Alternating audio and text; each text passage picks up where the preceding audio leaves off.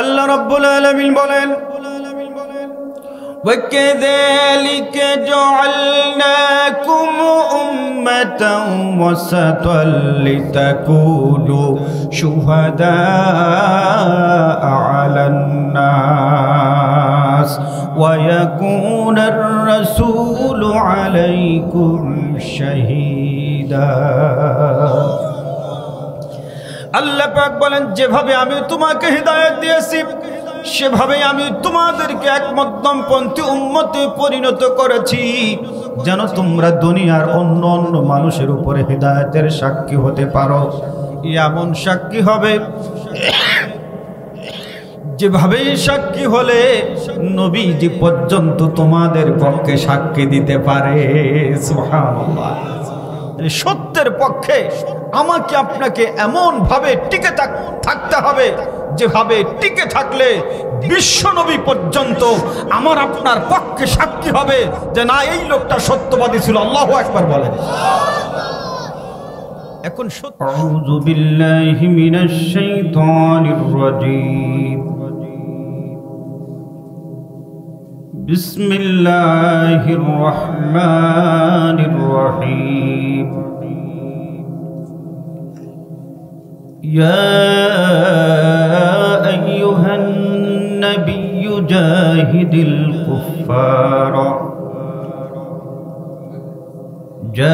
الكفار والمنافقين واغلظ عليهم ومأواهم جهنم وبئس المصير صدق الله العظيم وصدق رسوله النبي الكريم ونحن على ذلك لمن الشاهدين والشاكرين والحمد لله رب العالمين।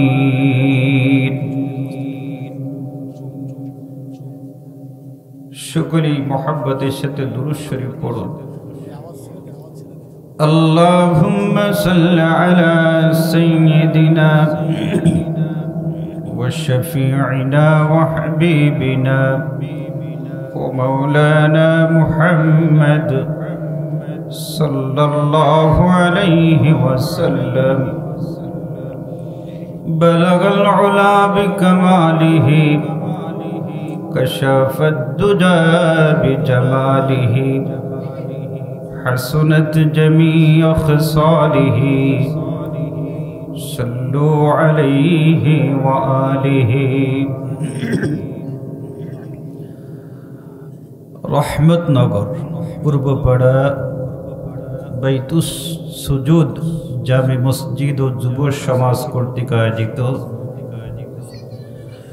2 दिन व्यापी तफसिरुल कुरान महफिलेर आजकेर समापनी दिनेर सम्मानित श्रद्धेय सभापति, सम्मानित दावत उलामाए किराम, उपस्थित इस्लाम प्रिय कुरान प्रिय तौहीदी जनता, आलोचनार शुरूते महान मालिकेर सन्तुष्टिर लक्ष्ये शुक्रिया आदाय करी सकले दिल थेके जबान सेरे बोली आलহামদুলিল্লাহ। महान आल्लाह ताआलार नाजिल करा किताब कुरआनुल कारीम एर मध्य थेके ছোট্ট একটি আয়াত আমি আপনাদের সামনে তেলাওয়াত করেছি।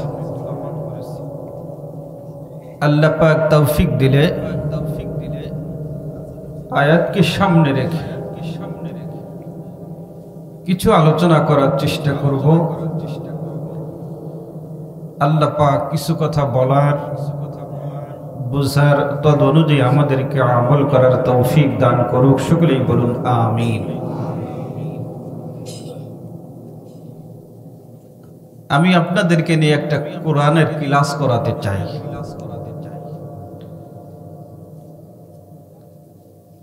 শিক্ষক যেভাবে ছাত্রদেরকে বোঝায় পড়ায়, আমি আপনাদেরকে কিছু সময়ের জন্য সেই কোরআনের একটি ক্লাস আপনাদেরকে দিয়ে করাতে চাই। প্রিয় ভাইরা,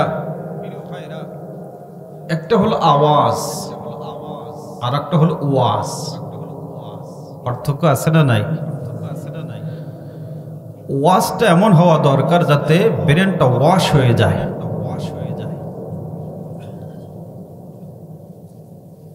আমরা এখানে আসছি কিছু শেখার জন্য, জানার জন্য, বুঝার জন্য। এই জন্য আল্লাহ তাআলা এই তেলাওয়াতকৃত আয়াতের ভিতরে যা বলেছেন আমরা সেগুলি বলবো, সেগুলি শুনবো। ওয়াজ আমি করব না, ওয়াজ করেছেন কে? সবাই মুখ খুলে বলেন। ওয়াজ করেছেন আল্লাহ, ওয়াজ করেছেন তার রাসূল মুহাম্মদুর রাসূলুল্লাহ। আমি শুধু টেপ রেকর্ডার। সে আল্লাহর কথা, নবীর কথা আমার জবান দিয়ে ডেলিভারি হবে। অথচ আল্লাহর কথা বলার পরেও, নবীর কথা বলার পরেও আলোচক সকলের কাছে ভালো হয় না। কি বলেন? আছে না? আমি আপনাদের কাছে ভালো হওয়ার জন্য আসি নাই, মন্দ হওয়ার জন্য আসি নাই। আসছি শুধুমাত্র আল্লাহ এবং রাসূলের দুটি কথা আপনাদেরকে শোনানোর জন্য। শুরু করছি। আল্লাহ বলছেন, ইয়া আইয়ুহান নাবিয়্যু জাহিদিল কুফফার ওয়াল মুনাফিকিন। আল্লাহ বলছেন, হে নবী, আপনার পূর্ণ শক্তি দিয়ে কাফের এবং মুনাফিক এদের বিরুদ্ধে জিহাদ করুন। জোরে বলুন, কি করুন? কথাটা আল্লাহ কাকে বললেন? নবীকে বললেন। শুধু আল্লাহ পাক নবীকে জিহাদ করার কথা বলেই ক্ষান্ত হন। আরেকটি আয়াতে আল্লাহ বলছেন, ইয়া আইয়ুহান নাবিয়্যু হাররিদিল মুমিনিনা আলাল কিতাল। হে নবী, আপনি জিহাদের জন্য মুমিনদেরকে উদ্বুদ্ধ করুন। আল্লাহু আকবার বলেন। তাহলে একটা হলো রাসূল আপনি জিহাদ করুন, আরেকটি হলো জিহাদের জন্য উদ্বুদ্ধ করুন। তাহলে এই কাজটা আমাদের ভিতরে আসার দরকার আছে না নাই? একটা হলো নিজে জিহাদ করব, দুই নাম্বার ওই জিহাদের পথে মানুষদেরকে, ইমানদার ব্যক্তিদেরকে আহ্বান করব, জিহাদের জন্য উদ্বুদ্ধ করব। ঠিক না? প্রশ্ন হলো জিহাদ মানে কি? আমি সরাসরি কোরআনের আয়াত দিয়ে আপনাদেরকে শোনাতে চাই। আগে জিহাদের 5টি অর্থ কোরআন দিয়ে শোনাই। কথাগুলো মনে রাখবেন। 1 নাম্বার, জিহাদ মানে দাওয়াতু ইলাল্লাহ, আল্লাহর বান্দাদেরকে আল্লাহর দিকে ডাকা। এর নাম, মুখ খুলে বলেন। দলিল আল্লাহর কোরআন। আল্লাহ বলছেন, ফালা তুতিউল কাফিরিনা ওয়াজাহিদুহুম বিহি জিহাদান কবীরা। আল্লাহ বলছেন, অতএব তুমি কাফেরদের পেছনে পড়ো না, তুমি বরং এই কোরআন দিয়ে তাদের বিরুদ্ধে বড় ধরনের জিহাদ করো। সুবহানাল্লাহ। আমার আপনার নবী জন্মভূমি ছিল মক্কা। এই মক্কাতে নবীজি যখন কোরআন প্রচার শুরু করেছেন,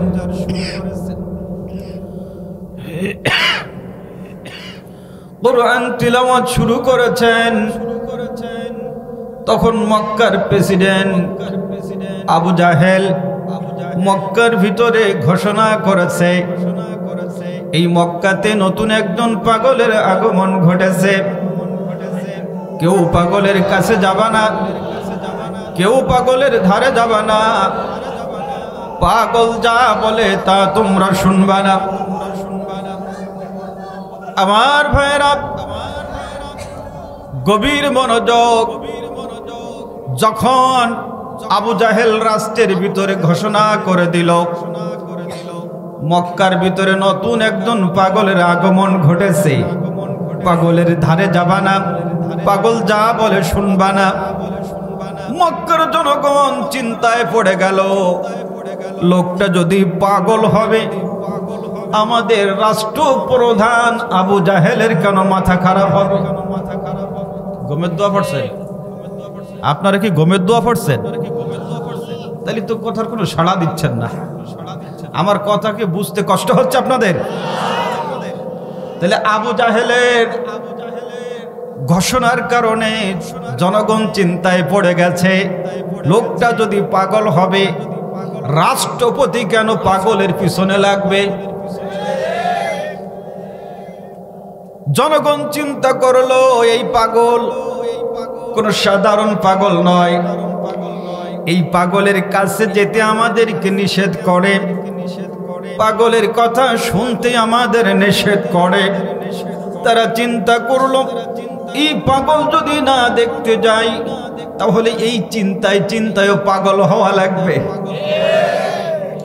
সিদ্ধান্ত নিয়েছে এই পাগল আমাদের দেখতেই হবে। ৭৩ জনের একটি কাফেলা হযরত আব্দুল্লাহ বিন রওয়াহা এর নেতৃত্বে রওনা হলো, নবীজির নিকটবর্তী হলো। আল্লাহর নবীর চেহারা দেখে ওরা বলছে লোকটা পাগল হতে পারে না, কারণ যেই লোকটা পাগল হয় তার উঠা বসা চলাফেরা কাজকর্ম দেখলেই বোঝা যায় এর কি নষ্ট হয়ে গেছে। আমার ভাইরা, তার নবীর চেহারা দেখে আশ্চর্য হয়ে গেল। ইতিপূর্বে আমরা এত সুন্দর মানুষ দেখি নাই। সুবহানাল্লাহ। আল্লাহ পাক নবীকে যত সুন্দর করে বানিয়েছেন, এত সুন্দর করে আর দ্বিতীয় কাউকে বানানো হয় নাই।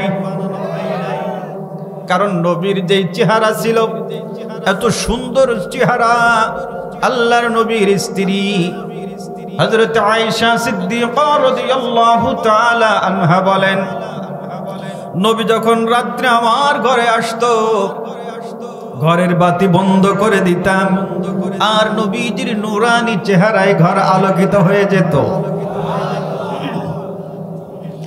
আল্লাহ পাক নবীকে এত সুন্দর চেহারা দান করেছেন। নবী বেশি লম্বাও ছিলেন না, আবার বেটেও ছিলেন না। সিনাটা যেভাবে ছিল, পেটটা তার থেকে একটু ছোট ছিল। অথচ আমাদের দেশে কত বাবা পাওয়া যায়, সিনা নাই, শুধু পেট আছে না। নবীওয়ালা কাজ করলে আবার অত ভুঁড়ি বাড়ে না। এত সুন্দর আকৃতি দেখে তারা বলল, যেই লোকটাকে দেখতে এত সুন্দর না জানি এই লোকটার জবানের কথাগুলো কত সুন্দর। তারা সিদ্ধান্ত নিয়েছে এই ব্যক্তির জবানের কথা না শুনে কেউ ফিরে যাব না। আল্লাহর নবী যখন তাদের সামনে কোরআনুল কারীম দিয়ে কথা বলতে শুরু করলেন, যারা নবীকে পাগল মনে করে দেখতে এসেছিল তারা ইসলামের জন্য পাগল হয়ে পড়ে নিল। লা ইলাহা ইল্লাল্লাহু মুহাম্মাদুর রাসূলুল্লাহ সাল্লাল্লাহু আলাইহি ওয়াসাল্লাম। আবু জাহেল বিরোধিতা করেছিল যাতে করে আব্দুল্লাহর বেটা মুহাম্মাদের নিকট মানুষ যেন না যায়, কিন্তু আল্লাহ পাক আবু জাহেলের বিরোধিতাকে নবীর জন্য ক্যানভাস বানাই দিল। কথা বলেন না কেন?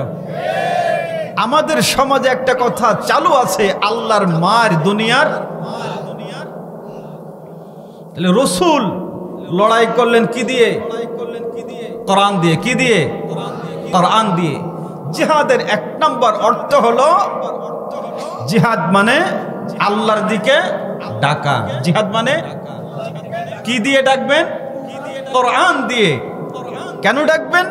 আল্লাহ বলছেন ওয়াযাক্কির ফাইন্নায যিকরা তানফাউল মুমিনিন।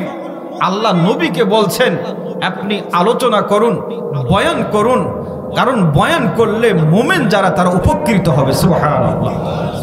কি দিয়ে বয়ান করবেন? ফাযাক্কির বিল কুরআন। কি দিয়ে? কুরআন দিয়ে।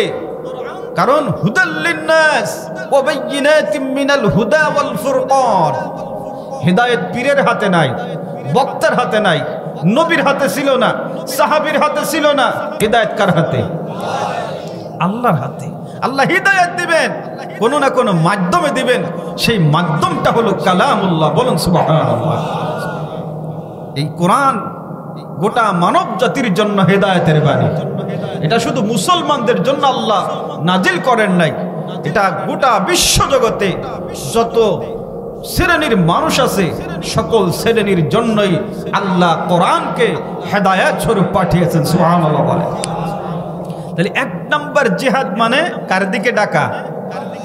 2 নাম্বার শাহাদাতু আলান নাস, সত্যের পক্ষে সাক্ষী দেওয়া। এর নাম কি? জিহাদ। আমাদের সমাজে সত্যের পক্ষে সাক্ষী দেওয়ার মানুষ বেশি না মিথ্যার পক্ষে সাক্ষী দেওয়া মানুষ বেশি? কোর্টে দাঁড়াইয়া এমন কায়দায় মিথ্যা বলে মনে হচ্ছে বুখারী শরীফ পড়তেছে। আছে না? আছে না? কই যে হুজুর ছিল পাকিস্তানে, ধর্ষণ করছে বাংলাদেশে।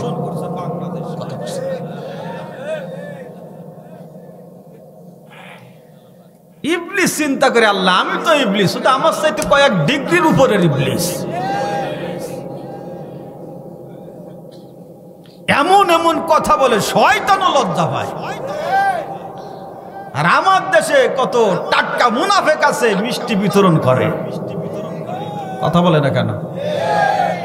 2 নাম্বার জিহাদ মানে সত্যের পক্ষে সাক্ষী দেওয়া। দলিল আল্লাহর কোরআন। আল্লাহ রাব্বুল আলামিন বলেন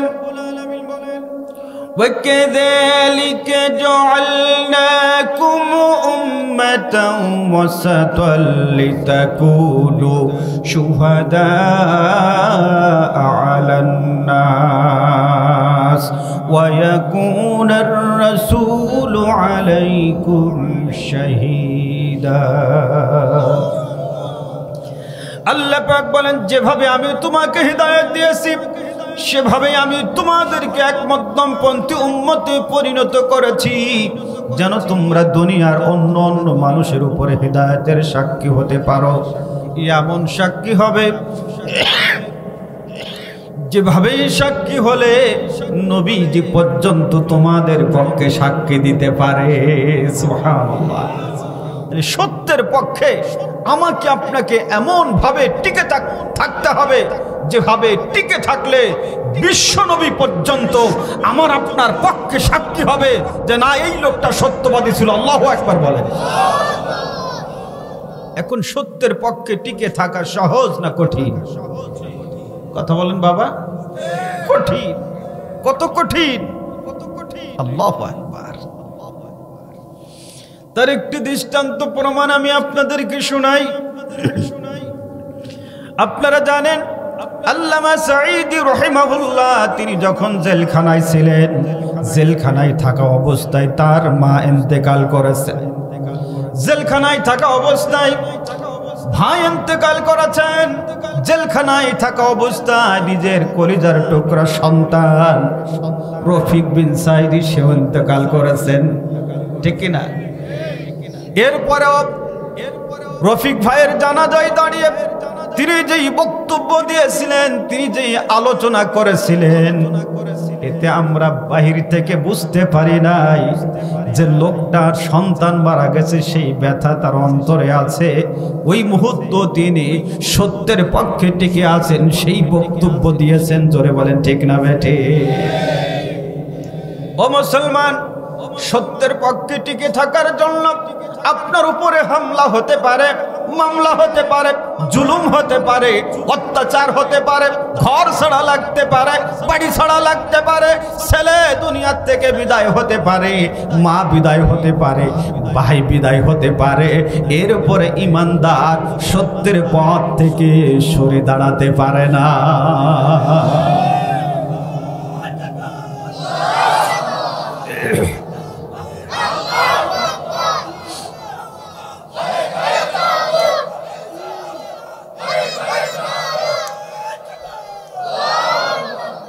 এই জন্য বাজার হাজার জুলুম, অত্যাচার, অনাচার সব মেনে আমি আপনি যদি সত্যের পক্ষে টিকে থাকতে পারি আর সত্যের পথে থাকতে গিয়ে জীবন দিতে পারে, তাহলে আমার আপনার মৃত্যু আসতে দেরি আছে, আল্লাহ পাকের জান্নাতের দরজা খুলতে দেরি না। তাহলে 1 নম্বর জিহাদ মানে আল্লাহর দিকে ডাকা,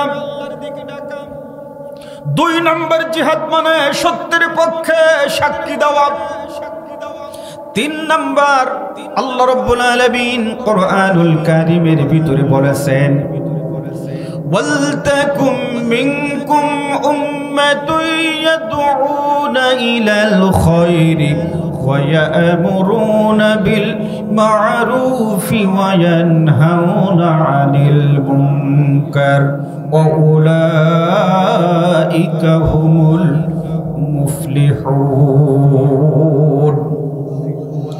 আল্লাহ রাব্বুল আলামিন বললেন, তোমাদের মধ্যে এমন একটি দল থাকা উচিত। কি থাকা উচিত? দল কি আছে? হ্যাঁ, কথা বলে না। আছে? কত যে দল আছে, আগে জানতাম না, ছোটকালে জানতাম না যে এত দল। এখন তো কি দলের হিসাব নেই। হ্যাঁ, আপনারা ওঠেন কেন? আলোচনা বেশি লম্বা হবে না, বসেন। যুবকদেরই বর্তমান বেশি মাজা ব্যথায় না, কি বুঝি? মুরব্বীরা ওঠে না, কিন্তু যুবকরা ওঠা শুরু করে। হ্যাঁ, কোন ধৈর্য নেই, অথচ রাস্তায় 1টা 2টা বাজে মার মার মার মার, কথা কয় না। আছে না নাই?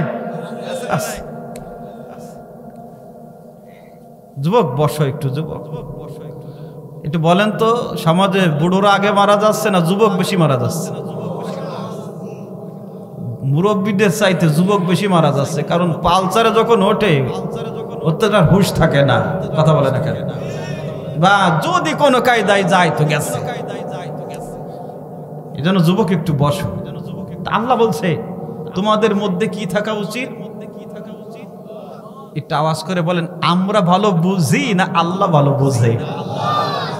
তাহলে সেই আল্লাহ বলছে তোমাদের মধ্যে দল থাকা উচিত, আর আমি মাথায় পাগড়ি দিয়ে, টুপি দিয়ে, মুখে দাড়ি, গায়ে জুব্বা দিয়ে বলছি আমি কোনো দলের না।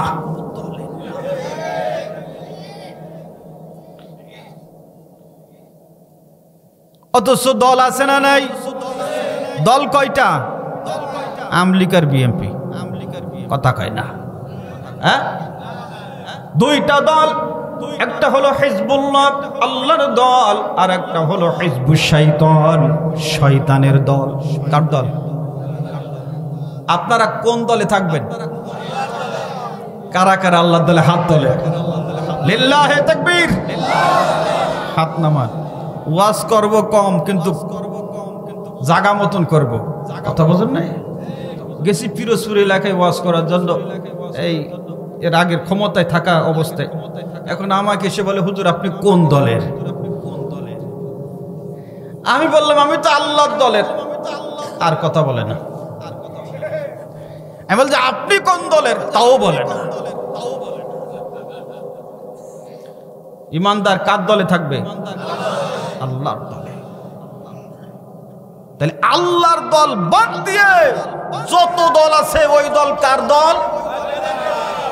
এবার সবাই মুখ খোলে না, কার দল? আরো জোরে, কার দল? ভালো করে মনে রাখবেন, অক্সিজেন দেবে আল্লাহ, রিজিক দেবে আল্লাহ, সুস্থ রাখবে আল্লাহ, হায়াতের মালিক আল্লাহ, সব কিছুর আমার আপনার নিয়ন্ত্রণ করছেন আল্লাহ। আর দল করবেন বান্দার, মরার পর তো মকুর হবেই।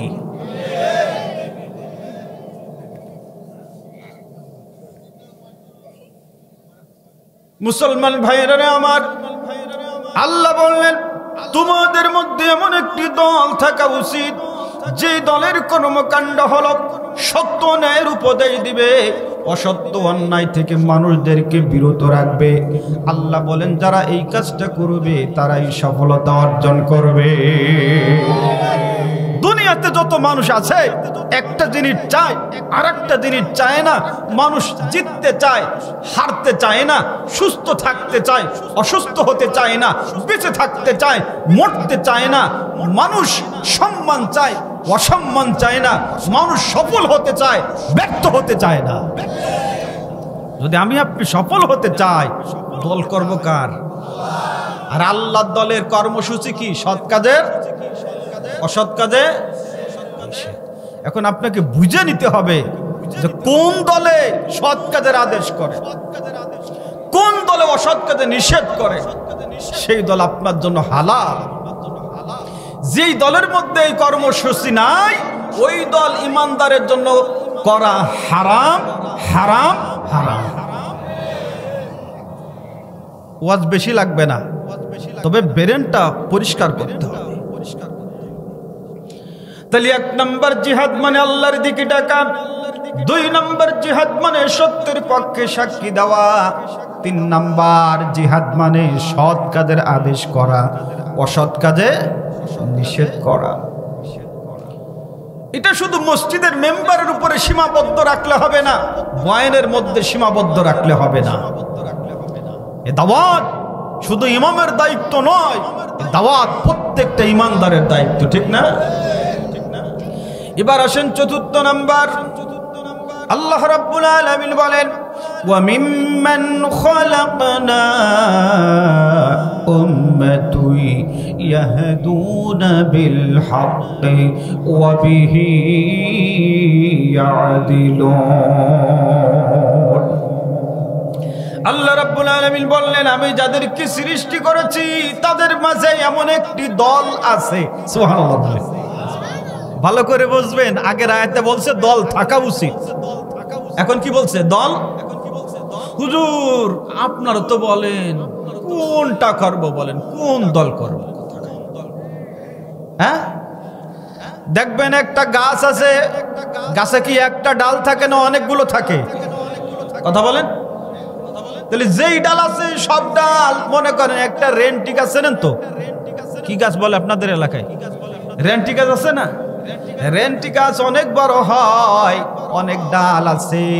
এই পথে যেইটা সেটাও রেন্টি গাছের ডাল, এই পথে যেইটা সেটাও রেন্টি গাছের ডাল, সামনে যেটা সেটাও গাছের ডাল, পিছে যেটা সেটাও গাছের ডাল, উপরে যেটা সেটাও গাছ। কি গাছ? জোরে বলেন, জোরে বলেন। ইসলাম তো গাছ। ইসলামের শাখা চরমোনাই হতে পারে, সরসিনা হতে পারে, জনপুরি হতে পারে, নানুপুরি হতে পারে, ইসলামী আন্দোলন হতে পারে, খিলাফত মজলিস হতে পারে, হেফাজতে ইসলাম হতে পারে, জামাত ইসলাম হতে পারে। কথা বলেন। এগুলো হচ্ছে ইসলামের শাখা, এগুলো হচ্ছে ইসলামের ডাল, কিন্তু সবগুলোই কি ইসলাম। দেখবেন সবাই চায় কিভাবে মানুষদেরকে সৎ পথে আনা যায়, অসৎ পথ থেকে ফেরানো যায়। এই পরিকল্পনা এই সমস্ত ইসলামী দলের ভিতরে আছে না নাই? এই জন্য আল্লাহ বললেন আমি যাদেরকে সৃষ্টি করেছি তাদের মাঝে এমন একটি দল আছে যারা মানুষদেরকে সঠিকভাবে দ্বীনের পথে ডাকে এবং নিজেদের মধ্যে ইনসাফ প্রতিষ্ঠা করে। জোরে বলুন সুবহানাল্লাহ। ইসলাম ছাড়া অন্য কোন দল সঠিকভাবে ইনসাফ করে কাজ করতে পারে না। এই জন্য বাজান 4 নম্বর হলো আপনাকে ইসলামী দল সমর্থন করতে হবে, ইসলামী দল করা, ইসলামী দলের পক্ষে থাকা, এর নাম কি? জিহাদ। এর নাম কি? জোরে বলেন, এর নাম কি? এবার আসেন পঞ্চম নম্বর। আল্লাহ রাব্বুল আলামিন বলছেন, কুতিবা আলাইকুমুল কিতালু ওয়া হুয়া কুরহুল লাকুম ওয়া আসা আন তাকরাহু শাইয়্যান ওয়া হুয়া খায়রুল লাকুম ওয়া আসা আন তুহিব্বু শাইয়্যান ওয়া হুয়া শাররুল লাকুম আল্লাহু ইয়ালামু ওয়া আনতুম লা তা'লামুন। আল্লাহ রাব্বুল আলামিন বলেন, আমি অন্যায়কে নির্মূল করার জন্য আর সত্যকে প্রতিষ্ঠা করার জন্য জিহাদ তোমাদের জন্য ফরজ করেছি। সুবহানাল্লাহ। জিহাদ এটা কার হুকুম? জোরে বলেন, এটা কি আমার আপনার জন্য নফল না ফরজ? আল্লাহ বললেন আমি তোমাদের জন্য ফরজ করেছি, অথচ এটা তোমাদের কাছে অসহ্য মনে হচ্ছে। কি এরকমের মানুষ আছে না নাই? এই রূপসা এলাকায় নাই। হ্যাঁ, দেখবেন ইমাম যদি জিহাদের আয়াত দিয়ে মাগরিবের নামাজ পড়ায়, ইমামতি যায় না। ঈশার নামাজ পড়ালে ইমামতি যাবে না। ফজরের নামাজ পড়ালে ইমামতি সমস্যা হবে না। এমনকি জুমার নামাজেও যদি জিহাদের আয়াত দিয়ে হুজুর নামাজ পড়ায় সমস্যা হবে না।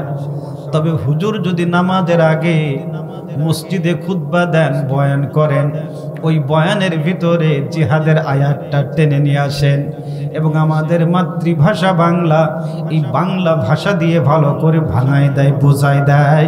দেখবেন কত নামাজি টুপিওয়ালা সেও হুজুরের দিকে অ্যাঙ্গেলে তাকায়। আছে না নাই? আছে না নাই? ওই একজন মসজিদে খতম তারাবি পড়ায়। কি তারাবি? আমার ওই বাপ কি ঘুমাচ্ছেন? একটু তাকান আব্বা, আমার দিক তাকান। কি তারাবি বলেন? এখন মাঝে মধ্যে কিছু আয়াত রেখে রেখে চলে যায়। তা সভাপতি সাহেবের বাড়ি একজন মেহমান আসছে, সেও কোরআনের হাফেজ, উনি নামাজ পড়তে গিয়েছেন। এখন যে দেখেন তিলাওয়াত সুন্দর আছে, কিন্তু মাঝে মাঝে কি করে? আয়াত রেখে চলে যায়। সভাপতি সাহেবকে বলছেন, আপনি যে ইমাম রেখেছেন তিলাওয়াত সুন্দর, কিন্তু আয়াত রেখে চলে যায় যে। সভাপতি সাহেব বলে, কি বলেন আপনি? বলে, হ্যাঁ। ইমাম সাহেবকে ডাকছে, আপনি কি আয়াত রেখে রেখে যান? বলি, জি। বলে, কেন যান? বলে, আপনি তো নিয়োগ দেওয়ার সময় বলেছিলেন পরিবেশ বেশি ভালো না, সময় বেশি ভালো না, সব কথা বলা যাবে না। ঘুমাই গেছেন নাকি? এখন কোরআনের ভিতরে তো জিহাদের কথা আছে, কোরআনের ভিতরে ইসলামী রাজনীতির কথা আছে, কোরআনের ভিতরে চোর চুরি করলে কি বিচার হবে সে কথা আছে, জিনাকার জিনাকারিনী এগুলি করলে তাদের কি সাজা হবে সে কথা আছে। তা আপনি তো আমাকে বলেছেন সময় ভালো না, সব কথা সব সময় বলা যাবে না, এই জন্য আপনি যেভাবে বলেছেন আমি সেইভাবেই তিলাওয়াত করে যাচ্ছি।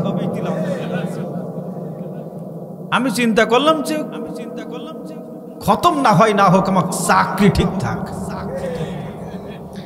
সভাপতি সাহেব বলছেন, কত কষ্ট করে দাঁড়াই থাকি খতম দেওয়ার জন্য, আপনি যদি ছেড়ে ছেড়ে চলে যান তাহলে তো পুরা কোরআন আমাদের খতম হবে না। তাহলে আমরা কত কষ্ট করে দাঁড়িয়ে থাকি। এখন হাফেজ সাহেব বলেন, হুজুর হুজুর বলছেন সভাপতি সাহেব তা হবে না, যেই কথা নামাজের তিলাওয়াতের ভিতরে বলা যাবে সেই কথা যদি মেম্বারে বলা না যায় তাহলে ওই কথা আমার বলার দরকার নাই। ও মুসলমান, কোরআন খতম দিতে ভালো লাগে, কোরআন তিলাওয়াত শুনতে ভালো লাগে, অথচ কোরআনের বিশ্লেষণ ব্যাখ্যা তরজমা শুনলে তোমার মাথা গরম হয়, চোখ গরম হয়, তোমার মিজাজ খারাপ হয়। তুমি তো টাটকা মুনাফিকের বাচ্চা। কিসের নামাজ পড়ো? ও তোমার নামাজ বাদ দাও, তুমি কোরআন মানো না, নামাজ পড়ো। ওরে আমার নামাজি।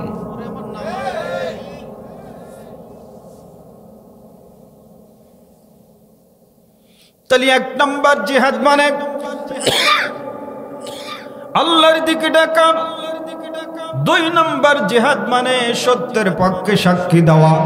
3 নম্বর জিহাদ মানে সৎ কাজের আদেশ, অসৎ কাজে নিষেধ।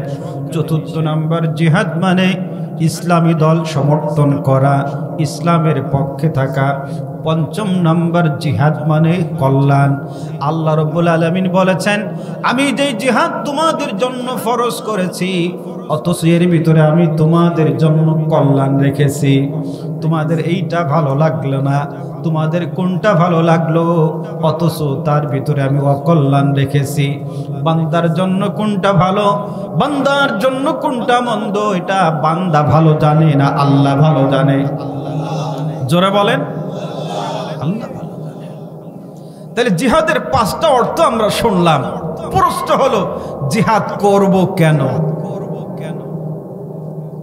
বলবো এই ব্যাপারে আরো 5টা অর্থ বলবো। শুনতে রাজি আছেন ভাইজান? আমি একটু অসুস্থ, আমার কণ্ঠের আওয়াজ আপনারা বুঝতেছেন। তারপর আমি চেষ্টা করছি আপনাদেরকে কিছু কোরআন শোনানোর জন্য। আমার কথা বুঝতে তো কষ্ট হচ্ছে না? আচ্ছা, তাহলে জিহাদ করব কেন আগে কোরআন থেকে শুনি। আল্লাহ রাব্বুল আলামিন বলেন, ওয়াকাতিলুহুম হাত্তা লা তাকুনা ফিতনাতু ওয়া ইয়াকুনাদ-দীনু কুল্লুহু লিল্লাহ। আল্লাহ রাব্বুল আলামিন বলছেন, ঈমানদারেরা তোমরা অত সময় পর্যন্ত লড়াই করবে, সংগ্রাম করবে, জিহাদ করবে, যত সময় পর্যন্ত ফিতনা খতম না হয় আর দিন পুরাপুরি আল্লাহর জমিনে বিজয় না হয়। কি বিজয় না হয়? জোরে বলেন, কার দিন? আর একটু জোরে বলুন। প্রশ্ন হলো সেই দিন মানে কি? যেই দিনের জন্য জিহাদ করবেন, যেই দিনের জন্য লড়াই করবেন, সংগ্রাম করবেন, আন্দোলন করবেন, জিহাদ করে যাবেন, সেই দিন মানে কি? এর 5টি অর্থ আমি আপনাদেরকে শোনাই। আল্লাহ রাব্বুল আলামিন কুরআনুল কারীমের ভিতরে বললেন, ওয়ামা উমিরু ইল্লা লিয়াবুদুল্লাহা মুখলিসিনা লাহুদ্দীন। 1 নম্বর দিন মানে সলিড ইবাদত। 2 নম্বর আল্লাহ বলছেন, আলহামদুলিল্লাহি রাব্বিল আলামিন আর রহমানির রহিম। এরপরে কি? মালিক ইয়াউমিদ্দিন। 2 নম্বর হলো দিন মানে বিচার ব্যবস্থা। দিন মানে কি? বিচার। আজ সমাজে ডক্টর কামালের আইন না দিয়া, ডক্টর ইউনূসের আইন না দিয়া, অন্য অন্য নেতা নেত্রীর আইন না দিয়া যদি আল্লাহর দিন অনুযায়ী বিচার হতো, যারা কোটি কোটি টাকা চুরি করে ডাকাতি করে অন্য দেশে চলে গেল, 100-এরও হাত থাকতো না। আর আল্লাহর দিন বিজয় থাকা অবস্থায় যদি কেউ অ্যাক্সিডেন্ট করেও হাত কাটা যেত, সহজে তার মেয়ে কেউ বিয়ে করতো না। কথা কয় না? হ্যাঁ, ও যতই ঘটক বলতো যে অ্যাক্সিডেন্ট করে কাটা গেছে, বলে না, অসল চালানোর জন্য ঘুরাই বলছে।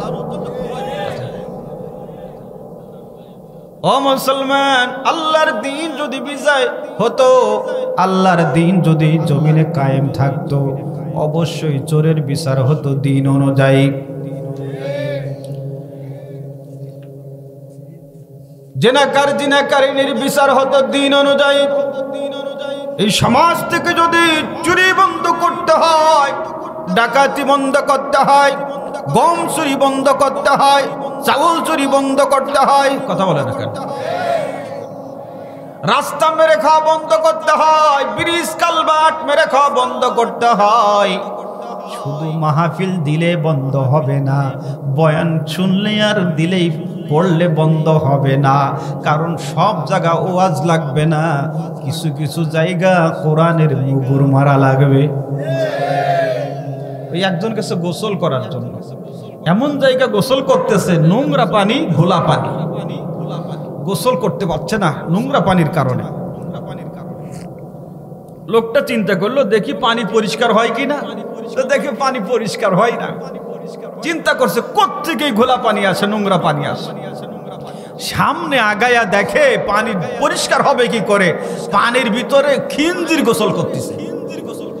কথা কয় না, কি গোসল করে? খিনজির তো সুন্নত তরিকায় গোসল করতেছে না। কথা বুঝতে পারলাম না। ওরা তো ওদের কায়দায় গোসল করতেছে, ঠিক না ঠিক? এখন আপনি যদি বলেন যে হুজুর এখানে একটু নরম নরম সুর দিয়ে আপনি একটু বলেন যাতে করে ওরা সুর করে উঠে যায়, এই জায়গা যদি আপনি সকাল থেকে সন্ধ্যা পর্যন্ত নরম সুরে কথা বলেন, উঠবে? ওই জায়গা কি ওয়াজ লাগবে? ওই জায়গা লাগবে আমার এলাকায় বলে কসা। কি লাগবে? জোরে বলেন, জোরে বলেন। এই কসা নিয়ে দুইটার গায়ে চারটা মেরে দেন, দেখবেন বাকিগুলো সুর করে উঠে যাচ্ছে। তাহলে সব জায়গায় কি ওয়াজ লাগবে? কিছু কিছু জায়গা কি লাগবে? মুগুর লাগবে। ও মুসলমান, চোর চুরি করেছে, এখন তার মাথায় হাত দিয়ে যদি দোয়া করেন, না চুরি করতে হয় না, চুরি করলে গুনাহ হয়, মরার পরে কবরে আযাব আছে, তারপরে কবর থেকে উঠাবে, জাহান্নামে দেবে, সেখানে অনেক আগুন আছে। চোর কয় তুমি যা পারো তাই কও, আমি তো চুরি করতেছি, এরপরে ডাকাতি শুরু করবো। এ জায়গা তো বয়ানের দরকার নাই, চোর চুরি করেছে, আল্লাহর ফায়সালা হলো ওয়াসারিকু ওয়াসারিকাতু ফাকতাউ আইদিয়াহুমা জাযাআন বিমা কাসাবা নাকালাম মিনাল্লাহ। আল্লাহু আকবার। আল্লাহ বলছে চোর আর চুন্নি যদি চুরি করে ধরা পড়ে কি কেটে দাও? জোরে বলেন, জোরে বলেন। এইটা যদি পেপারে, পত্রিকায়, টেলিভিশনে, ইউটিউবে, ফেসবুকে সব জায়গা দেওয়া হয়, দেখবেন বাংলাদেশে যত পাকা পাকা দিনে চোর রাতে চোর আছে সব তাহাজ্জুদ ছাড়া ভালো হয়ে যাবে। বিচার করতে হবে কার আইন দিয়ে? তাহলে 1 নাম্বার দিন মানে সলিড ইবাদত, 2 নাম্বার দিন মানে বিচার ব্যবস্থা, 3 নাম্বার আল্লাহ রাব্বুল আলামিন বলছেন আফা গায়রা দীনিল্লাহি ইয়াবগুন ওয়া লাহু আসলামা মান ফিস সামাওয়াতি ওয়াল আরদি তাওআন ওয়া কারহা। 3 নাম্বার দিন মানে আনুগত্য করা। 4 নম্বর হলো আল্লাহ রাব্বুল আলামিন বললেন ইন্নাদ الدين عند الله الإسلام। একটু আওয়াজ করে বলেন আল্লাহু আকবার। 4 নম্বর হলো দিন মানে জীবন ব্যবস্থা। দিন মানে মনে রাখেন কথাগুলো, মনে রাখেন কথা। 5 নম্বর আল্লাহ রাব্বুল আলামিন বলছেন وقال فرعون ذروني أقتل موسى وليدع ربه إني أخاف أن يبدل دينكم أو أن يظهر في الأرض الفساد। ফিরাউন যখন রাজ দরবারে বসা, ওই রাজ দরবারে নবী মুসা আলাইহিস সালাতু ওয়াস সালাম ঠান্ডা নবী না গরম নবী? জোরে বলেন, জোরে বলেন। তিনি যখন এক আল্লাহর দাওয়াত লইয়া ফিরাউনের রাজ দরবারে গিয়েছেন, এখন নবী মুসাকে দেখে ফিরাউন খুশি না বেজার? জোরে বলেন। কেন বেজার? এমন বেজার, ফিরাউন তার লোকদেরকে বলেছে আমাকে ছেড়ে দাও, আমি মুসাকে হত্যা করব। মুসা কি তার জমি মেরে খাইছে, জোর দখল দেছে, তার সিয়ান নিয়ে টানাটানি করছে? মারতে চাই কেন? কেন মারতে চায়? ও মুসলমান, ভালো করে শুনে যান। ফিরাউনের টার্গেট হলো এই মাওলানা, এই মোল্লা থাকবে মসজিদ নিয়ে, মাদ্রাসা নিয়ে, খানকা নিয়ে, দরবার নিয়ে, মাজার নিয়ে। কথা কয় এ মোল্লা কেন আসবে রাজ দরবারে? এই জন্য ফিরাউন খুশি না বেজার? তার মাথা গরম হয়ে গেছে। রাজ দরবারে থাকবো আমি, সেখানে আসছে কেন উনি? এই জন্য ফিরাউনের মাথা গরম, মিজাজ খারাপ। এই জন্য দেখবেন আমার সমাজে যে আলেমগুলো মসজিদ মাদ্রাসা নিয়ে আছে, খানকা দরবার মাজার নিয়ে আছে, ওই হুজুরের কোনো সমস্যা নাই। কথা বলেন।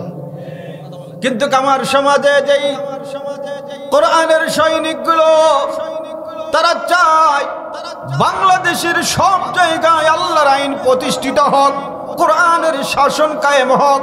তারা চায় পার্লামেন্ট ডক্টর কামালের আইন দিয়ে চলবে না, পার্লামেন্ট চলবে আল্লাহর কোরআনের আইন দিয়ে। যারা এই কথাগুলো বলে, এই আলেমগুলো সমাজে দেখবেন অনেকের কাছে খারাপ। তাদেরকে ভালো নজরে দেখতে চায় না, তাদেরকে ভালোবাসতে চায় না, বরং তাদেরকে কোন কায়দায় দুনিয়ার থেকে সরায় দেওয়া যায় এই জন্য বিভিন্ন কায়দার ষড়যন্ত্র করে। ষড়যন্ত্র করে করে করে করে তারা অনেক আলেমদেরকে দুনিয়ার থেকে বিদায় করেছে।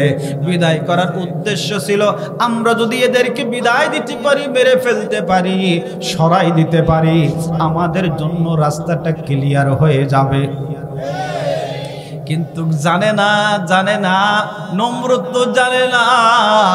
নমরুদ মনে করেছিল মূসাকে যদি, ইব্রাহিমকে যদি আগুনের ভিতরে ফেলে শেষ করে দিতে পারি, আমার রাস্তাটা ক্লিয়ার হয়ে যাবে, আমার ক্ষমতার চেয়ার নিয়ে আর কোনো সমস্যা হবে না। কিন্তু নমরুদ তো জানে না ইব্রাহিমের সঙ্গে এই বিরোধিতা করার কারণে তার দুনিয়ায় থাকা হবে না, তার কপালে জুতোর বাড়ি হবে, এটা কিন্তু নমরুদ জানতো না। ঠিক তদরূপ যারা উলামা ইকরামদেরকে হত্যা করে চেয়েছিল, আল্লামা সাঈদীকে মেরে চেয়েছিল, নিজামীকে মেরে চেয়েছিল, আলী হাসান মুজাহিদকে মেরে চেয়েছিল, মোল্লা কাদের ভাইকে মেরে চেয়েছিল, রাস্তা ক্লিয়ার হয়ে যাবে, ক্ষমতার চেয়ার টিকে থাকবে, আল্লাহ তাদের জন্য রাস্তা খোলা তো দূরের কথা, এমন ভাবে বন্ধ করে দিয়েছে আর দেশে আসতে পারবে কি পারবে না তার কোনো নিশ্চয়তা না। আল্লাহ ধরে না, ধরলে কিন্তু কথা বলে না।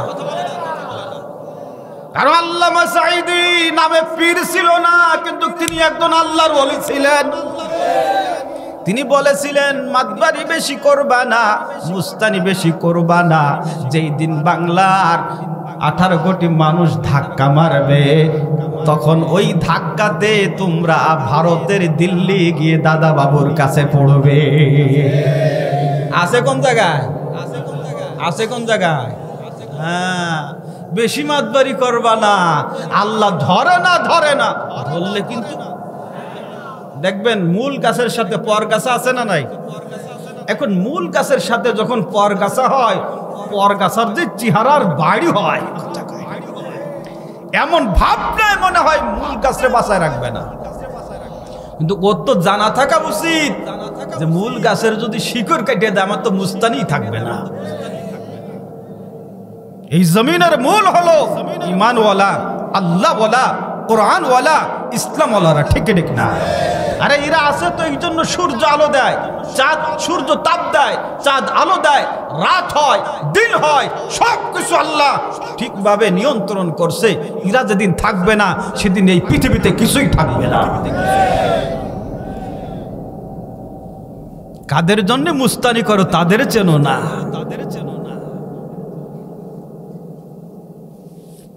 মুসলমান ভাইয়েরা আমার, ফিরাউন বলল আমাকে ছেড়ে দাও। কাকে হত্যা করবে? মূসাকে হত্যা করবে। কেন করবে? ফিরাউন বলছে আমার ভয় হয়, ইন্নী আখাফু আইয়ুবাদদিলা দীনাকুম আও আইযহিরা ফিল আরদিল ফাসাদ। আমার মনে হয় এই মূসা সমাজ পরিবর্তন করে দিবে, সে সমাজের ভিতরে ফাসাদ সৃষ্টি করবে। আওয়াজ করে বলেন, নবীরা দুনিয়াতে আসছে শান্তি প্রতিষ্ঠা করার জন্য নাকি ফাসাদ সৃষ্টি করার জন্য? বলেন বলেন বলেন।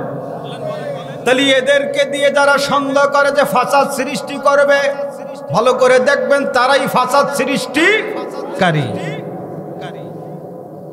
যারা মনে করে এই আলেম ওলামা দেশের শত্রু, দেখবেন তারা এই দেশকে বেশি ভালোবাসে, তারা দেশের জন্য বেশি কল্যাণকর কাজ করে। যারা এদের বিরোধিতা করে, দেখবেন সেইগুলো টাটকা টাটকা মুনাফিক। গ্যাসের ব্যথা হলে সিঙ্গাপুর যাওয়া লাগে। কিসের ব্যথা? গ্যাসের ব্যথা। চলে যাচ্ছে কোন জায়গা? সিঙ্গাপুর। ওর বাপ কামাই করে থয়েছে সিঙ্গাপুর, জনগণের টাকা মেরে মেরে সিঙ্গাপুর যাচ্ছে। ওরা ডাকাত।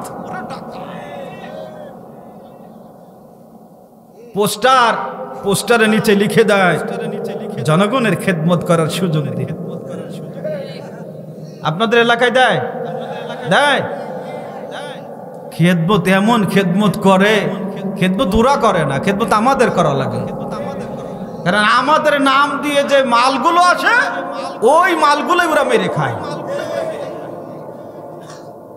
একদিন আমার সামনে দিয়ে একজন চাউল নিয়ে যায়, চাউল।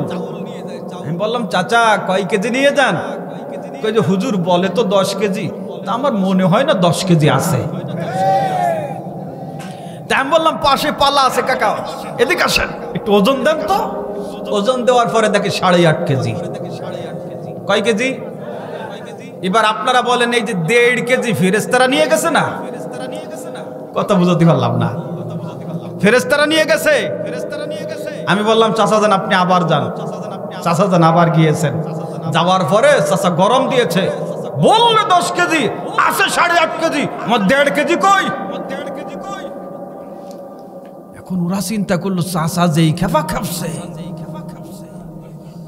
এই কথা যদি অন্য জনগণ জানিয়ে যায়, তাহলে সব জায়গায় তো 1.5 কেজি দেওয়া লাগবে। এই জন্য একজন আর একজনকে বলছে, কথা বাড়াইও না, চাচারে 1.5 কেজি দিয়ে চাচার মাথায় একটু দোয়া করে দিয়ে বলো, চাচা মুখ খুলবেন না, চুপ করে চলে যান। কথা বলে না কেন? অথচ লিখেছিল কি? খেদমত করার সুযোগ দিন। এমন খেদমত 1.5 কেজি নেই। মুসলমান হাসেন কেন? তিতুল গাছ লাগাইয়ে কোনোদিন ফজলিয়াম খাওয়া যায় না। আপনি যদি মনে করেন আল্লাহ তো সব পারে, আমি তিতুল গাছ লাগাচ্ছি তাতে কি? আল্লাহ, আমি তাহাজ্জুদ পড়ে তোমার কাছে হাত তুলছি, তুমি তো সব পারো, তুমি ফজলি দিয়ে দাও। আল্লাহ দেবে? আল্লাহ কই বান্দা, আমি সব পারি, কিন্তু কইরম বিয়ে আক্কেল না, আমি তিতুল গাছে ফজলি দেব। ও মুসলমান, আপনি সমাজ ভালো করতে চান, কাদের দিয়ে সমাজ ভালো করবেন?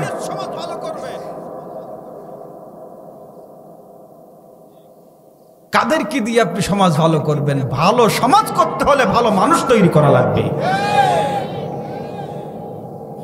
বাংলাদেশের পার্লামেন্টে 300-350 নেতা এমপি মন্ত্রী আছে, তারা যদি চরিত্রওয়ালা হয়, নামাজি হয়, কোরআনওয়ালা হয়, ইমানওয়ালা হয়, তারা যদি ভালো হয়, 18 কোটি মুসলমান ভালো হয়ে যাবে। চোর বসাইয়ে এখন তাহাজ্জুদে দোয়া করতেছেন, ফজলি হবে তো? কথা কয় না। মুসলমান ভাইয়েরা আমার, তাহলে জিহাদ করব দ্বীনের জন্য।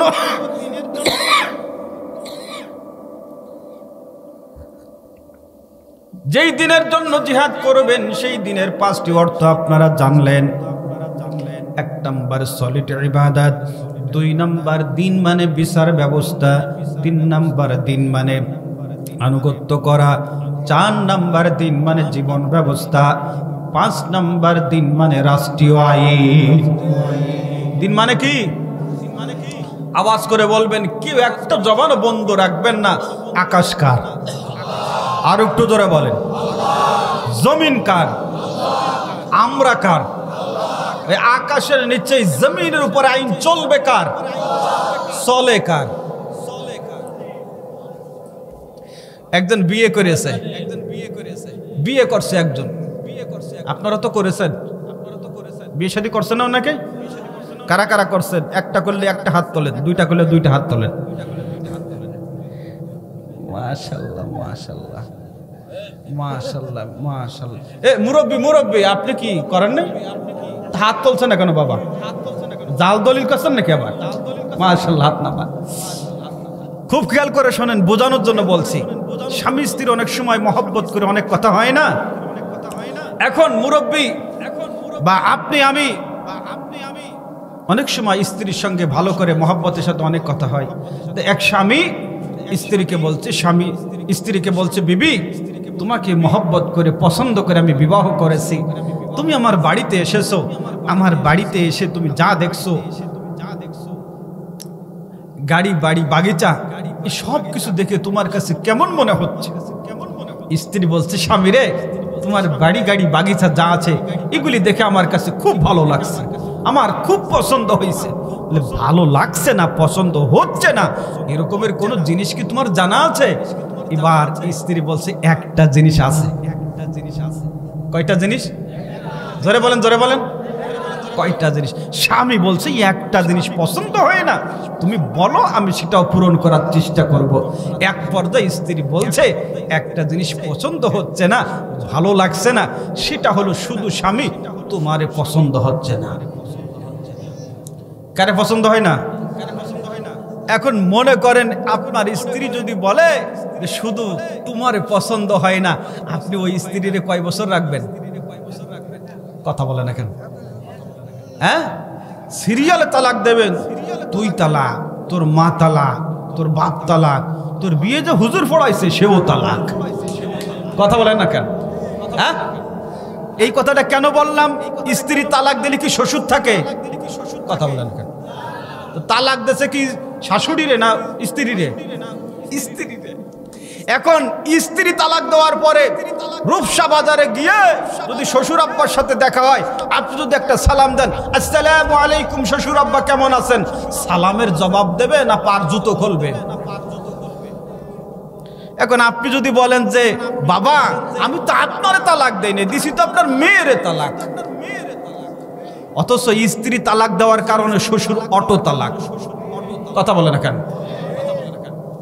এটা বুঝতে যেমন কষ্ট হলো না, গভীর মনোযোগ।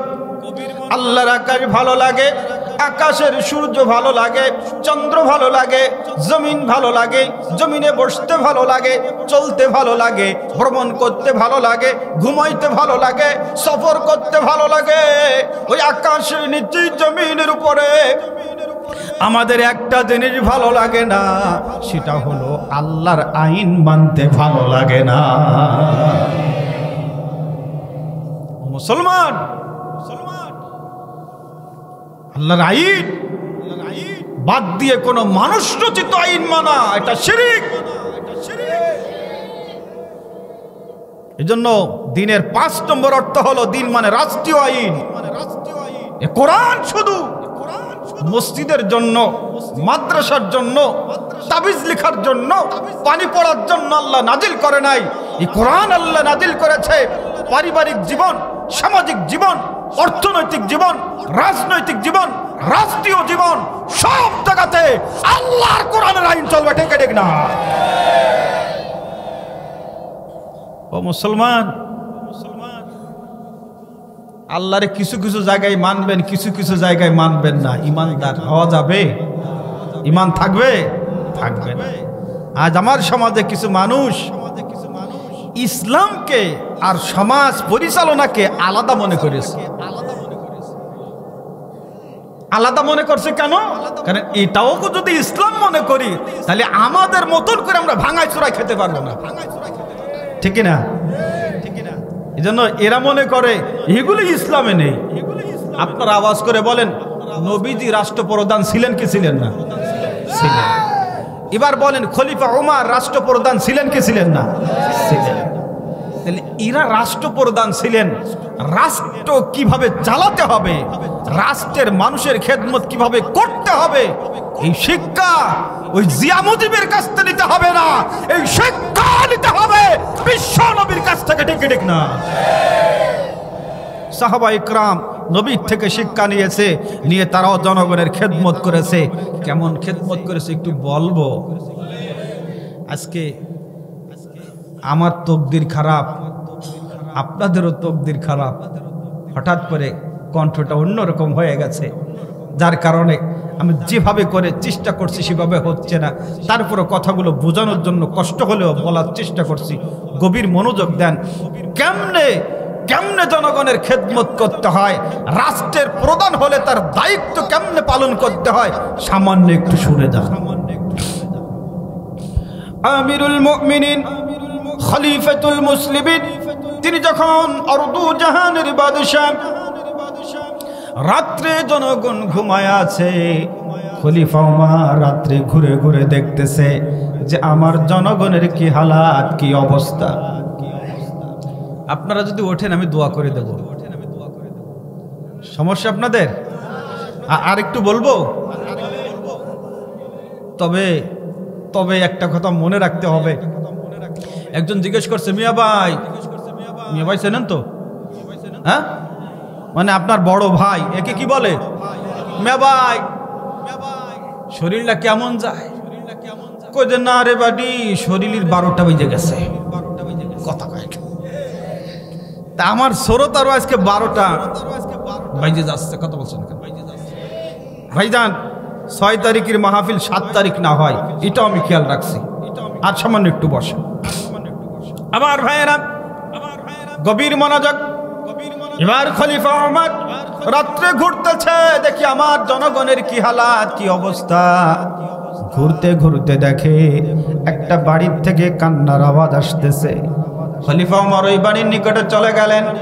ওই বাড়ির নিকটে যাইয়া দাঁড়ায়া দাঁড়ায়া দেখে একজন মা পাতিলের ভিতরে কি যেন রান্না করছে, আর মায়ের সন্তানগুলো খাবারের জন্য হাওমাও করে কাঁদতেছে। কথা বলেন, আমার দিকে তাকান, শিক্ষা পাবেন। এক পর্যায়ে বাচ্চাগুলি যখন মায়ের কাছে খাবার চায়, মা খাবার দিতে পারে না, শুধু সান্ত্বনা দিয়ে বলে, ও আমার সন্তানেরা আর একটু অপেক্ষা করো, এই তো খাবার হয়ে আসতেছে, একটু পরেই তোমাদেরকে খেতে দেওয়া হবে। এভাবে সান্ত্বনা দিয়ে দিয়ে আস্তে আস্তে করে সন্তানগুলি যখন ঘুম চলে আসলো, চোখে যখন ঘুম চলে আসছে, সন্তানগুলি ঘুমায়া গেছে, মা চুলার আগুনটা বন্ধ করে দিয়ে চোখের পানিগুলি ছেড়ে দিয়ে কান্না করছে। খলিফা উমর মহিলার নিকটে গিয়েছেন। নিকটে যাইয়া জিজ্ঞাসা করলেন, মা আপনার কি হালাত, কি অবস্থা? খলিফা এই কথা শুনে মহিলা কাঁদিয়ার বলে, আমার কি হালাত, কি অবস্থা এটা আপনার কাছে বলে আমার লাভটা কি হবে? বলে, না মা আপনি বলুন, আমি একটু শুনতে চাই। এবার মহিলা কেঁদে কেঁদে বলছে, যুবক রে, আমার ঘরে কোনো খাবারের ব্যবস্থা নাই, আমার বাচ্চাগুলি আমার কাছে খাবার চায়, আমি মা খাবার দিতে পারি না, তাদেরকে পারি না, এই জন্য পাতিলের ভিতরে পানি দিয়া কিছু পাথর দিয়া আমি জ্বালায়া জ্বালায়া আমার বাচ্চাদেরকে সান্ত্বনা দিয়ে ঘুম পাড়াই দিয়েছি। এখন আমি আমার মালিকের কাছে কাঁদতেছি, আমার সন্তানগুলো যখন ঘুম থেকে জাগ্রত হয়ে আমার কাছে খাবার চাইবে, আমি মা তখন তাদেরকে কি বলবো? এই ব্যথায় ব্যথিত হয় আমি আমার মালিকের কাছে কাঁদতেছি। আমিরুল মুমিনিন এই কথা শুনে আর নিজেকে চেক দিতে পারলেন না। তিনি বললেন, মা আমি যদি আপনাকে কোনো সহযোগিতা করি, আপনি কি সেটা গ্রহণ করবেন? মহিলা বললেন, আল্লাহ যদি তোমার সহযোগিতা আমার জন্য কবুল করে থাকেন, আল্লাহ তোমার মাধ্যমে কোনো ফায়সালা করে থাকেন, অবশ্যই আমি সেটা গ্রহণ করব।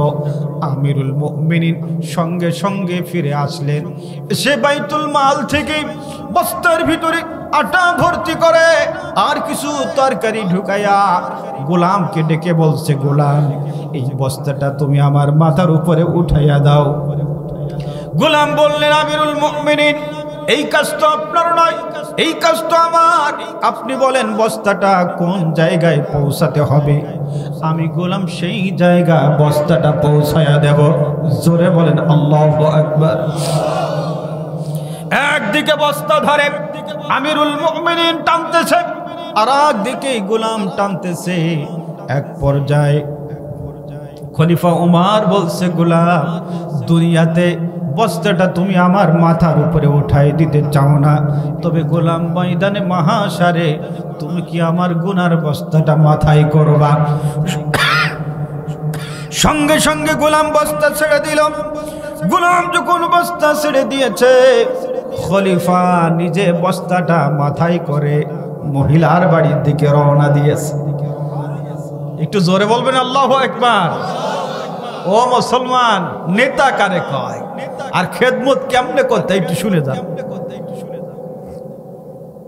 মহিলার বাড়ি যখন চলে গেলেন, বস্তাটা নামায়া মহিলাকে ডেকে বললেন, মা আপনি আটা দিয়ে রুটি তৈরি করেন আর এই তরকারিগুলো দিয়ে তরকারি রান্না করেন।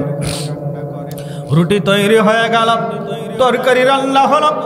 এবার বললো বাচ্চাদেরকে ডাক দেন। বাচ্চাদেরকে ডাক দেওয়া হলো, বাচ্চাগুলি ঘুম থেকে উঠে গেল।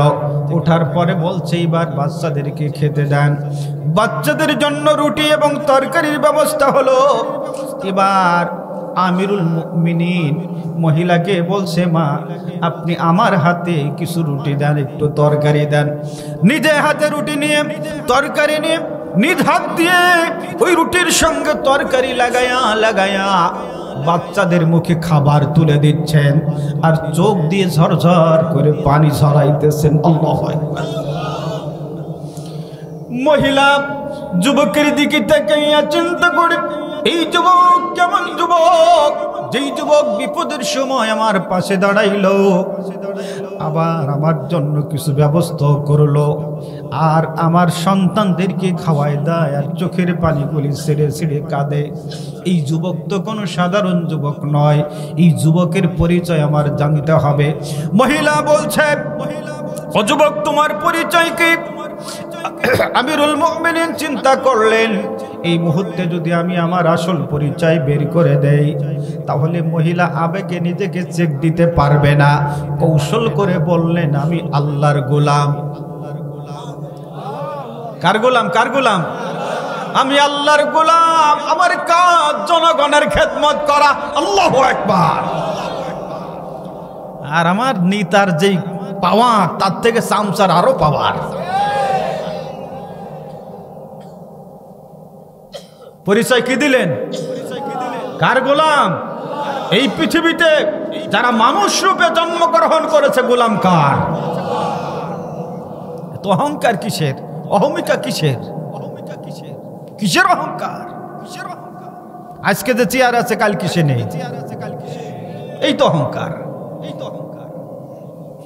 মুসলমান ভাইয়েরা আমার, বাচ্চাদেরকে খাওয়ায়া যখন কমপ্লিট করলেন, আমিরুল মুমিনিন মহিলাকে বললেন, মা আপনার যদি আরো কিছু প্রয়োজন হয়, আপনি আগামী দিন বাইতুল মাল ওখানে আসবেন, ওখান থেকে আপনাকে আরো কিছু দেওয়ার জন্য চেষ্টা করব। মহিলা দাওয়াত গ্রহণ করলেন। দাওয়াত গ্রহণ করে মাল আনার জন্য গিয়েছেন। যখন মাল আনতে গিয়েছেন, তাকায়া দেখে রাত্রে যেই যুবকটা তার বাড়িতে গিয়েছিল, ওই যুবকটাই রাজ সিংহাসনের চেয়ারে বসে আছে। আমিরুল মুমিনিন মহিলাকে দেখার সঙ্গে সঙ্গে চেয়ারটা ছেড়ে দিলেন, মহিলাকে চেয়ারের উপরে বসার সুযোগ করে দিলেন। যখন বসার সুযোগ করে দিয়েছেন, দেওয়ার পরে বলছেন, মা আপনি আমাকে ক্ষমা করে দেন, মাফ করে দেন। আমি সময় মতন আপনার খবর নিতে পারি নাই, আপনার খোঁজ নিতে পারি নাই, এর জন্য আপনার বাচ্চারা কষ্ট পাইছে, আপনিও কষ্ট পাইছেন। কারণ বাচ্চাদের টেনশন, এটাও মায়ের জন্য কষ্ট, কি কষ্ট নয়? এই জন্য মা আমার ভুল হয়েছে, আমি অপরাধী। যেই সাজা আপনারা দিতে মনে চাই, দুনিয়ার থেকে আপনি সেই সাজা দিয়ে দেন। আল্লাহর আদালতে আসামির কাঠগড়ায় আমাকে দাঁড় করায়েন না। এরে বলে নেতা, লিখলেই হয় না, খেদমত করার সুযোগ দিন।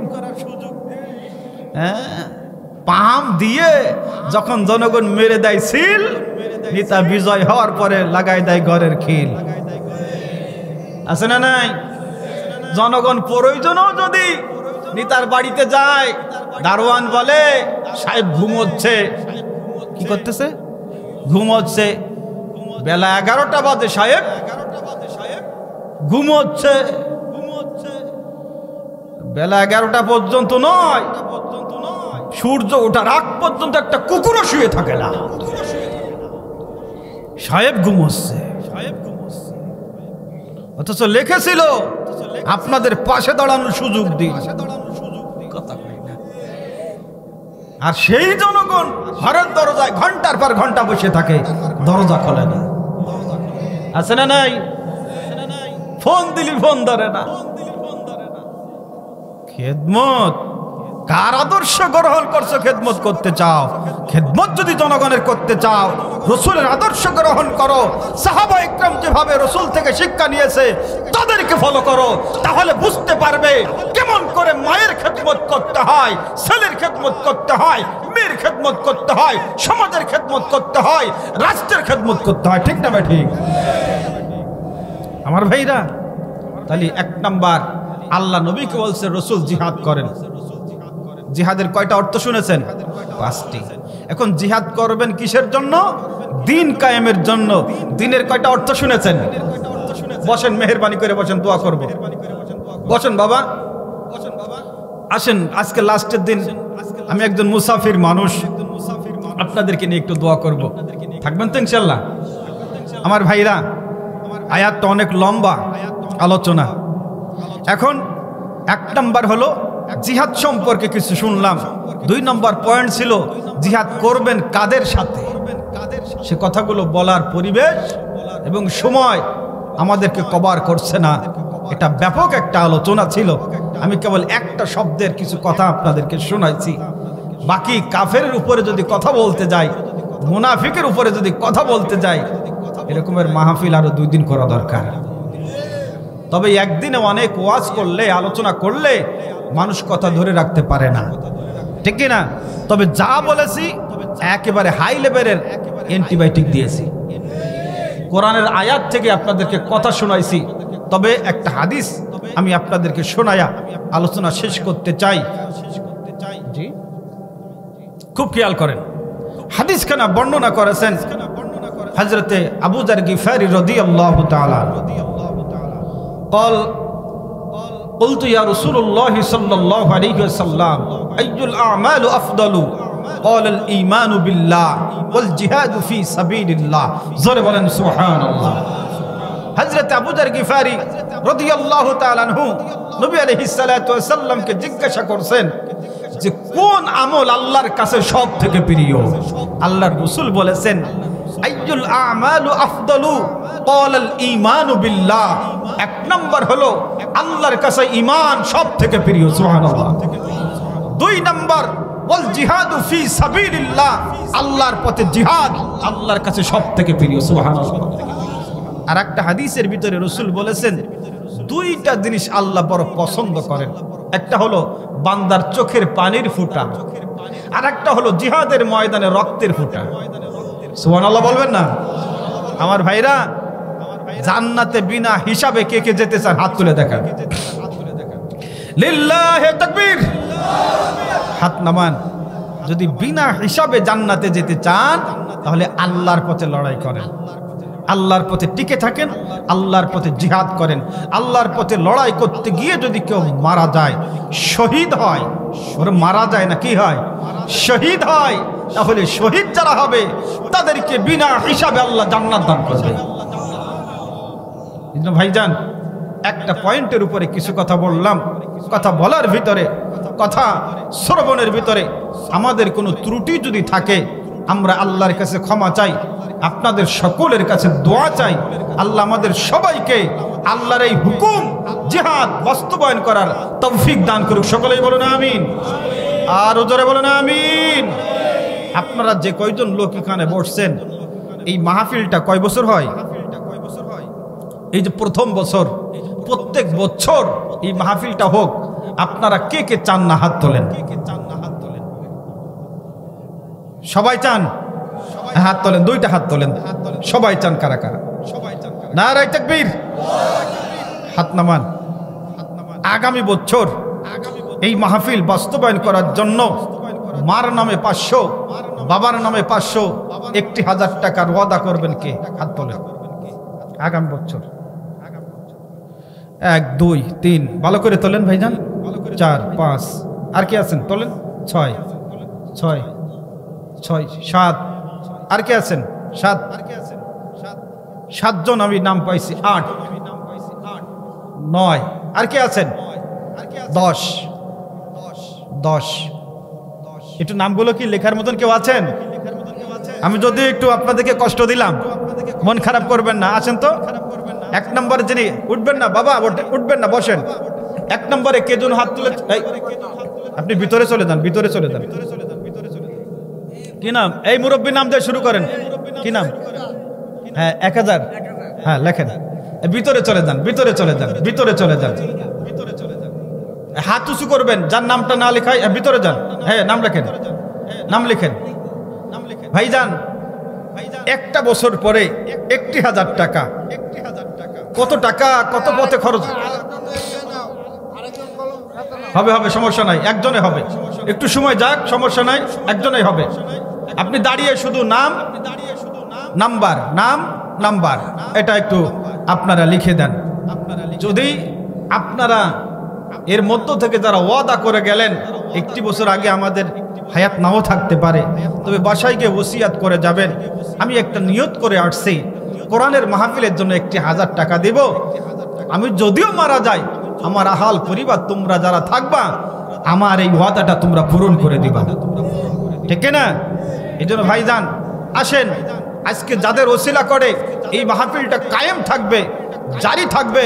এই এলাকায় কত মানুষ কবরবাসী আছে, এই এলাকায় কত মানুষ অসুস্থ আছে, এই এলাকায় কত মানুষ দরিদ্র আছে, সবার জন্য আজকের মাহফিলে দোয়া হবে না? হবে না? দোয়া হবে। এই জন্য ভাইজান জিয়াফত করলে দেখবেন দোয়াও মন বসে না, খালি খাওয়া আর খাওয়া। ঠিক ঠিক না? তবে কোরআনের মাহফিল যখন হয়, মানুষের কোনো খাওয়ার চিন্তা থাকে না, দোয়া যা করে দিল থেকেই দোয়া করে। ঠিক না বেটি? এই জন্য ভাইজান আপনারা এই ধরনের প্রোগ্রাম করবেন, এই ধরনের দিনই মাহফিলের আয়োজন করবেন, যেখানে কোরআন হাদিসও শোনা যায়, আবার তওবা করে 2 ফোঁটা চোখের পানি ফেলারও সুযোগ হয়ে যায়, তাই না? এই জন্য দ্রুত দ্রুত সব নাম লিখছেন ভাইজান?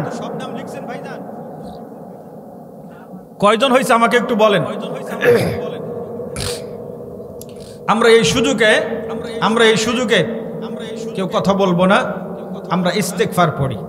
আস্তাগফিরুল্লাহ রব্বি মিন কুল্লি জামবি ওয়া আতুবু ইলাইহি লা হাওলা ওয়া লা কুওয়াতা ইল্লা বিল্লাহিল আলিয়্যিল আযীম।